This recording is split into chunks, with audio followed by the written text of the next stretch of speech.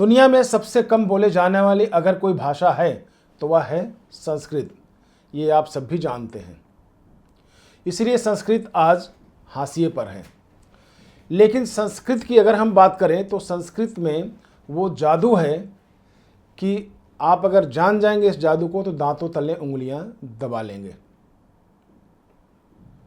यही कारण है कि दुनिया के जितने भी देश हैं वो हमारे ग्रंथों से यानी संस्कृत में लिखे भारतीय ग्रंथों से, वेदों से, उपनिषदों से मानव उपयोगी चीज़ों को लेते हैं और आविष्कार में जुटे हुए हैं। नमस्कार, भव्य भारत न्यूज़ में आप सभी दर्शकों का स्वागत है। संस्कृत का वह जादू क्या है, हम आपको आज बताने जा रहे हैं। क्या आप जानते हैं कि विश्व का सबसे समृद्ध भाषा कौन सी है? तो अंग्रेजी का एक छोटा सा सेंटेंस आता है कि the quick brown fox jumps over a lazy dog. ये शायद सारे स्कूली बच्चों को याद होगा। क्यों? क्योंकि ये बताया जाता है कि इस अंग्रेजी भाषा में अंग्रेजी के 26 अक्षर विद्यमान होते हैं,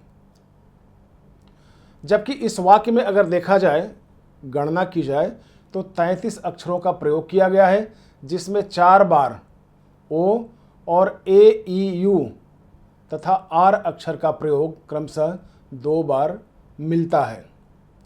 इसके अलावा इस वाक्य में अक्षरों का क्रम भी सही नहीं है। जहाँ यह वाक्य टी से शुरू होता है वहीं जी पर खत्म हो जाता है। कहने का मतलब यह है कि दुनिया का ऐसी कोई भाषा नहीं है जो तारतम्य से चले और उससे सेंटेंस बन जाए, लेकिन वो ताकत है तो संस्कृत में है। अब मैं आपको बताता हूँ, जरा आप संस्कृत के इन श्लोकों को देखिए।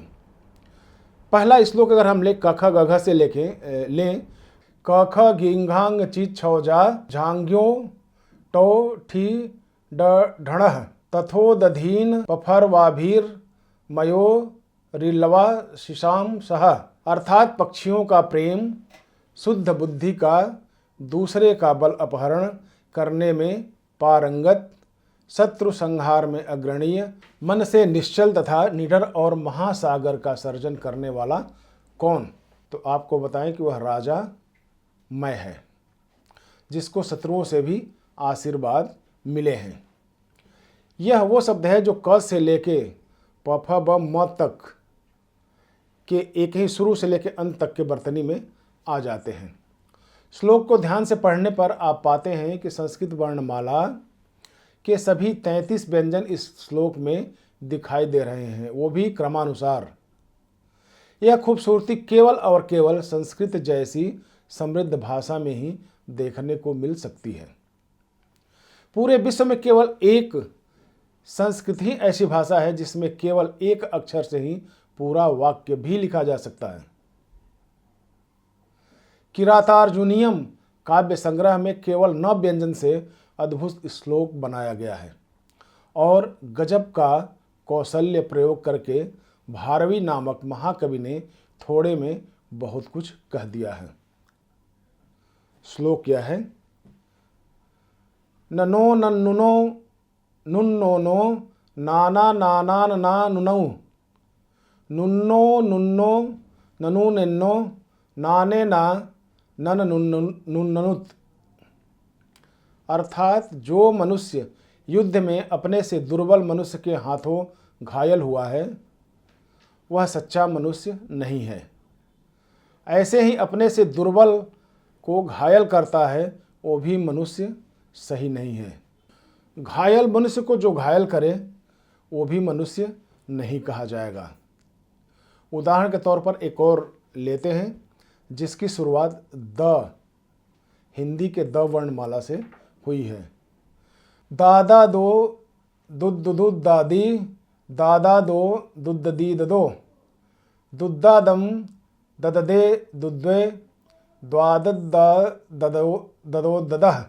अर्थात दान देने वाले, खलों को उपताप देने वाले, शुद्धि देने वाले, दुष्ट कर्म भुजाओं वाले, दानी तथा अदानी दोनों को दान देने वाले, राक्षसों का खंडन करने वाले, शत्रु के विरुद्ध शास्त्र को उठाया। इन द से उत्पत्ति जिन शब्दों की हुई है उसका अर्थ ये बताया गया है न खूबसूरत। इतना ही नहीं, क्या किसी भाषा में केवल 2 अक्षरों से पूरा वाक्य लिखा जा सकता है?